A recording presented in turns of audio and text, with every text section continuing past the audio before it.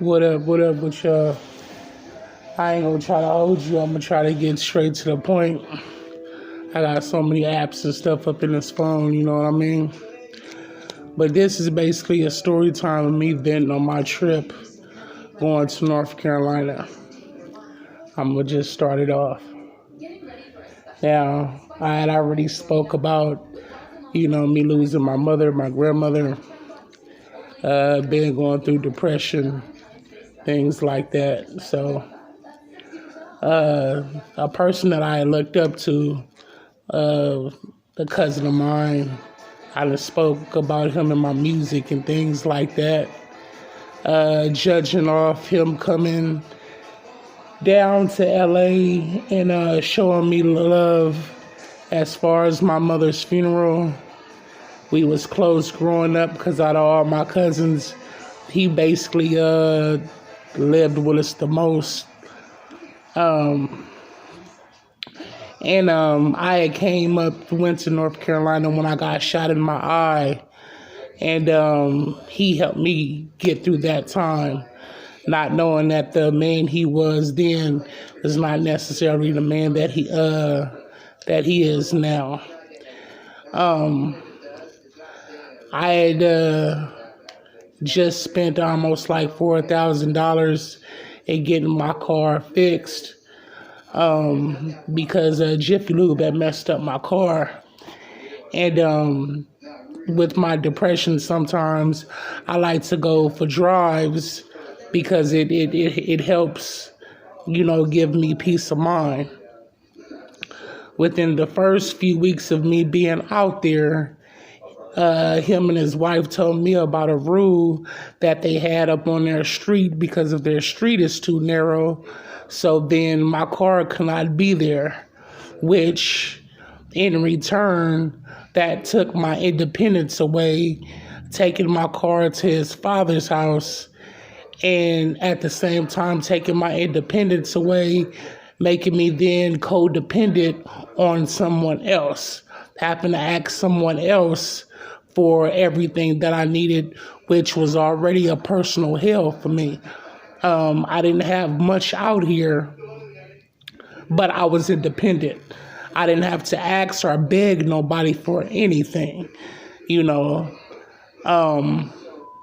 But meanwhile, sitting in a room all day, every day, watching other people get into their cars, go where they need to go, where I'm basically confined to a room as if I'm on punishment.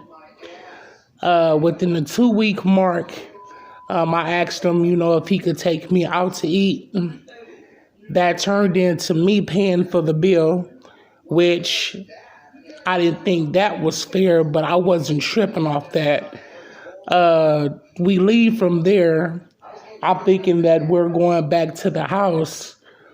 He stops at a dope fiend's house where he gets head from a dope fiend while I'm sitting in the back seat.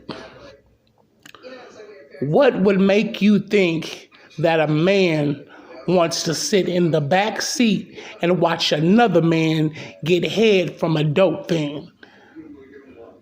I don't smoke dope. I don't hang around dope fiends. I don't hang around nobody that does drugs. If I'm doing something sexual with a female, the last person that I want to see is another man.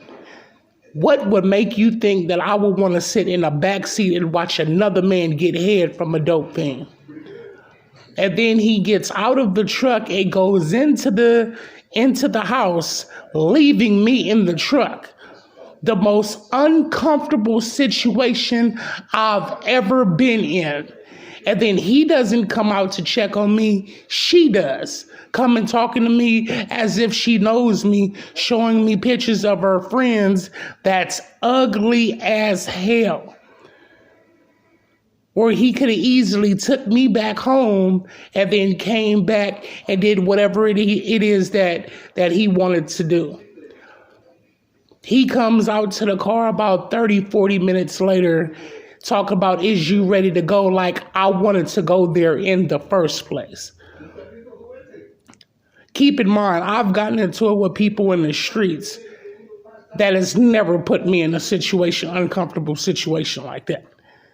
Never in a day have I ever chilled or been around some dope things for the hell of it.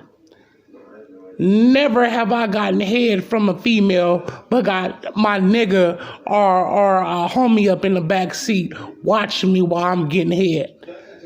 Talking about uncomfortable. About time we left there, I was furious as hell. He makes up a story saying that we gonna chill with some females in a hotel, but told his partner that we was gonna go to Atlanta. Based off that situation alone, I never brought that up. I didn't want to do nothing like that. Just based off you putting me in a messed up situation and putting me in an uncomfortable situation like that, why would I want to do anything like that with you? I was totally furious off that.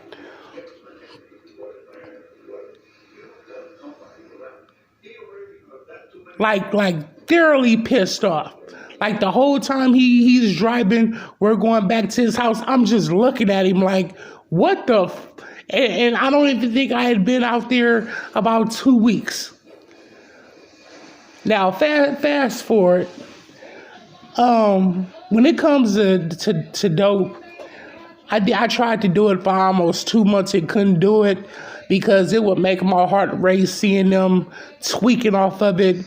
And then I seen a female that had just gave birth to a child and she was doing it.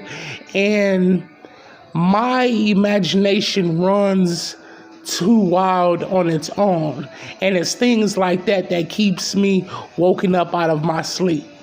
So this specific night that I'm in the garage, I'm seeing him as he's toking on something. And after that wasn't even the situation that got me, but it was the paranoia afterwards. He's thinking that he's seeing things in the corner moving. He keeps getting up, checking the wall. It's making my heart race, and again, uncomfortable as hell to the point that I could no longer even sit in the garage. I made up an excuse saying, yo, I gotta go to the bathroom, I'll be back. When I got up to leave, he sounded like an infant child. He was like, bro, don't leave me, which scared the hell out of me. That was not at all the man that I know. And again, I made up an excuse, man, I gotta go and use the bathroom. But I never came back. And he sensed me being uncomfortable. The very next morning, he comes in his drawers trying to tell me how much he apologized and things like that. And I brushed it off saying, at the end of the day, bro, this is your spot. It ain't got nothing to do with me. Anything that you was doing it before I got here. But little do he know, he will never know how devastated that I was off that. He'll never know the pedestal that I had him on, that he completely knocked himself off just by me seeing that. He knows firsthand what I went through in getting my car fixed. So if I knew that I wouldn't have been able to stay by my car and keep my car with me, I wouldn't have went. If I'd have known that he had an addiction, I wouldn't even went up out there because for one, I wouldn't even want to see him like that. One of the things that I told him is that I did not want... I'm already in a toxic situation, but at least it's my toxic situation. I don't want somebody else's toxic situation to become my problems. This turns into his wife waking me up out of my sleep, telling me that she's scared of him because of the way they're arguing up in the garage and he's putting his head through a wall. This is somebody that you've been married to for 10 years. Why are you waking me up out of my sleep? For a man that you've been with over 10 years, what would you be doing if I wasn't here? That's literally doing what I didn't want to be done, making your problem become mine. To where you're literally waking me up out of my sleep to go and talk to your husband about what y'all going through. I can't even go in the garage and smoke marijuana without you coming in there with a drink every night, mad because he's staying upstairs and smoking upstairs, and now you're feeling that you should be telling me about him working at a club and how he was smoking and how he was still smoking this even before his kids went to LA, and how we need to talk to him about getting into a rehab, but not one time you going back and telling your husband how many times I keep telling you that at the end of the day, none of this is my business.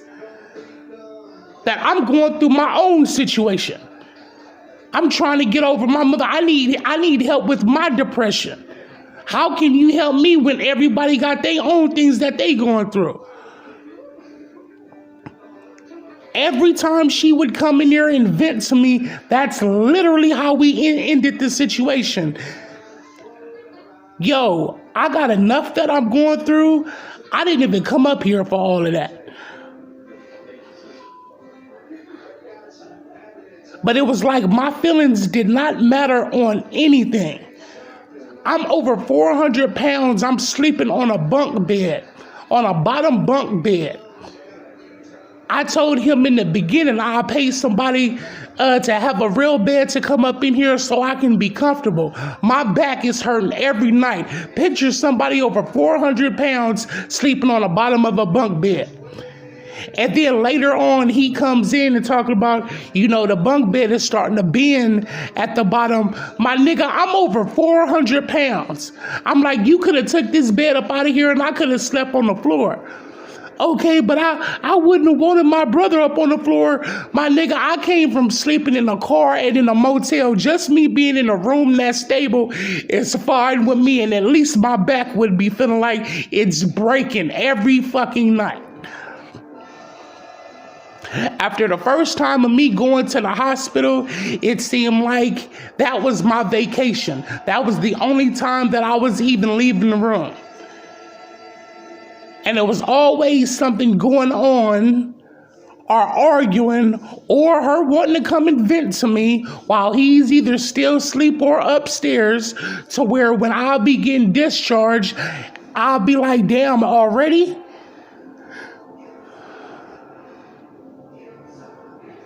Again, I'm confined and codependent on someone else, to where I have to ask somebody else for everything from blunts to water for my machine to everything else, which I'm clearly not used to, but my car is gone. My independence is gone. And then on top of that, had to pay his father of where I didn't want my car in the first place. I got heart problems, but I'm paying my so-called cousin $100 a month just to come and get trash out of my room, where I got people out here right now helping me with resumes, putting my music on all platforms, and they won't even take $1 from me. They won't even take $1 from me. I gave this man $2,000 before I even seen the room that I was staying in. I sent him $300 off MoneyGram when I was still staying in a motel. He's the one stable, not me. Do you think that I got any of that back? He told me out of his mouth, because I finally did pay and get me a bed, but it was about 2 weeks before I left, which he said he was going to give me the money for the bed and for the stand. I gave him $600 just for the mattress alone. But then when push come to shove, which he didn't even help me in leaving, and I said, you still going to give me the money you said you going to ask me? Oh, no, I don't got it. But not too long ago, you just flipped the house. So basically, you leave me for dead. You can't even give me what I've loaned you? Really? I can count on one hand how many times they went to the grocery store, because they didn't cook like that. So I'm ordering DoorDash basically every day, which I wouldn't have been having to do that if I had my car. He was supposed to help me get it registered. Things that I was asking me month after month, not just from the bed, not just from the car being registered, not wanting to see what Charlotte, North Carolina looked like. And everything is, okay, bro, we gonna do it. Okay, bro, we gonna do it. Okay, bro, we gonna do it. Okay, bro, we gonna do it. Okay, bro, we gonna do it. Okay, bro, we gonna do it. It never happened. I thought of killing myself up in LA. I actually tried to kill myself in that household. That's just how toxic it is in that household. Meanwhile, everybody chain smoking cigarettes and drinking every day and doing other shit too. I was never comfortable in that house at all. The realest thing that he ever said to me, and again, was right before I had left, because not too long right before I left, I got drunk off whiskey off my birthday and was talking to his wife's son, female, about myself and about him and the females that he messed with, whatever. That don't even compare to half the mess that I went through in being there. Over some damn gossip. Keep it in mind. We literally went from eat out to him taking me to a fucking dope fiend house for me to watch him get hit in the front fucking seat. Like, I wanted to see that shit. Are you serious? So what I say trumps over what you actually doing? And anytime that you can look at somebody else like they wrong, knowing damn well you living wrong, but in your mind, you got more game than them, and you outsmarting them like your slate is clean as hell. Fuck what I say, nigga. What do you do? Anytime somebody can look you in their face like they slate is clean as hell, that's a dangerous motherfucker. This the same person that I already wasn't talking to for the I hadn't been talking to because I couldn't even get my clothes up out of there. Just to then find out he went in my clothes, cutting them up, made a mask out of it, and then his wife gave me one of my shirts to come to find out she had been sleeping in one of my shirts, long sleeve shirts. I wore that shirt one time because I didn't have no clean clothes, and then I threw it away. So with that being said, you can't come at me at all about no disrespect. Your wife wearing my shirt? You cutting up my clothes, nigga, like you paid for it? You can't come at me about nothing about disrespect.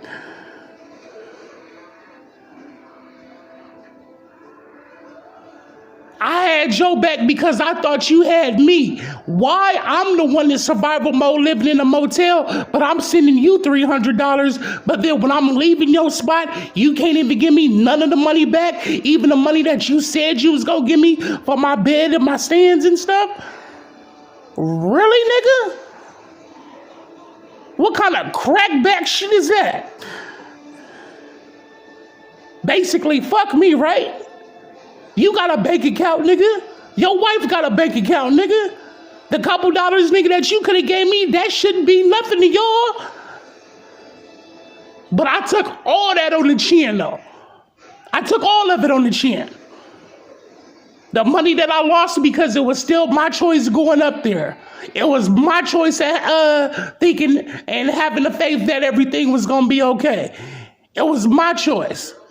Even after the closed situation and we had already stopped talking, I took all of that on the chin. Like it wasn't shit. I took all of that on the chin. He didn't help me at all with getting up out of there. I had to pay somebody else to help me to get up out of there. Still, not complaining at all. Not bitching at all. Took all of that on the chin. Just to have to then come back all the way up out here to start over. Telling myself that that's still better than staying up in here in that toxic situation, going crazy in that room. Are you serious? trying to make myself be comfortable in an uncomfortable environment. Never once felt like it was my house. Never once felt comfortable in it, and I let it be known, but he didn't give a damn. Never once.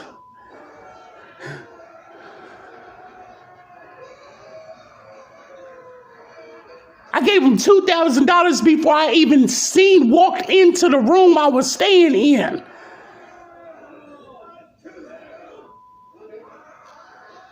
Getting him stuff for his birthday, giving his wife a few $100s, trying to make it like I want to be a part, which I did, but never felt comfortable. Nobody in the house ever made me feel comfortable. I felt more alone in the house than I did in the damn motel that I was staying in, actually by myself. Are you serious? Just then, before I leave, over some gossip, gonna have the nerve to tell me that I ripped his heart out. Nigga, if that's the case, you ripped mine out within the first few weeks of me being up out here. Are you serious, nigga? His excuse to tell me is that he's in the dark. You have a whole wife that you talk to like a damn child. But that ain't my business. You got a stepchild. You got 2 daughters that call you just to tell you that they love you and miss you. You got 2 older kids. My mother is gone. I don't have no wife, no kids, no baby mother, no nothing. So if you in the dark, who the hell are you talking to? Nigga, I live in the dark. I bathe in it. I wash up in it. I watch TV in it. I be on my phone in it. I lay in it. I roll around in it. I am the dark, nigga. Who are you talking to? If anything, you showed me that I got a little bit more strength than I did. I ain't up in the corner trying to smoke my fucking life away. But who are you telling that you ain't got nobody? Nigga, you got a daddy, nigga, that's basically down the street that you can call anytime you want. You got a brother in LA. You got a wife that work every damn day. Are you serious, nigga? Telling me you ain't got nobody, nigga, as if I got more than you do. Ain't that a bitch? Who the hell are you talking to? I spent my birthday by myself, Christmas by myself, didn't even get told that Merry Christmas, didn't even get told Happy New Year's. I'm just a nigga in the room. I'm just a nigga in the room. What, over some gossip, nigga? Really? Were you the same nigga that had took my mother's car, nigga, smoking in it when I was a kid, and then came waking me up for me to talk to my own mother to try to get you off the hook of you taking her car and smoking in it all night with Sharon? Nigga, like you ain't never did something fucked up, let alone, nigga, something way more fucked up than gossip, nigga. Are you serious, nigga? Like your shit don't stink, nigga? Are you serious, nigga? And then want to come at me talking about, nigga, you fucking up my life. Nigga, you're fucking up your life.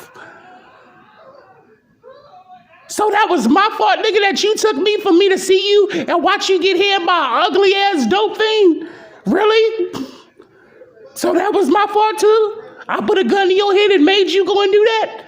Fuck out of here, nigga. Fuck out of here.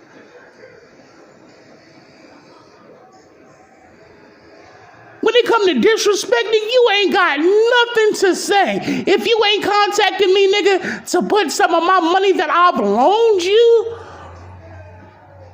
basically giving it back to me, doing the right damn thing, because the MoneyGram $300, nigga, was a loan. You know, to actually do what you said you was gonna do, Give me the money for the bed and my stands and all that? Like you don't know what I'm going through? What the hell are we talking about? Because the last thing that I'm going to do, nigga, is tuck my balls or cut down my testimony when somebody asks me what the hell is going on to please another mother that obviously didn't give a damn about my feelings at all. At all. Every time I tried to talk to him, it didn't even matter. I was cut off every time. Every time I tried to talk to you to tell you what the hell your wife was telling me, you cut me off every time. When she was trying to get me to link up with her to try to get you into a damn rehab. Are you serious, nigga? It was like I was on confinement punishment the whole time, locked in a damn room. The only time I came out is when I either went to the bathroom, went to the damn garage, or went to the emergency fucking hospital. Since I've been back up out here, I damn caught COVID from an old ass woman and just beat death again. Are you serious? Never cared not once to hear or listen to my emotions, but you think that I'm about to sit and listen to you, bitch? Bitch, about your motherfucking feelings when you never wanted to hear mine? Are you serious, nigga?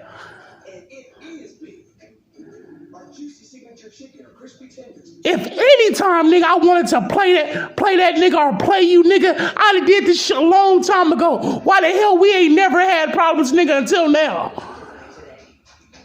When I got shot in my eye, nigga, we was living amongst ourselves. By yourself.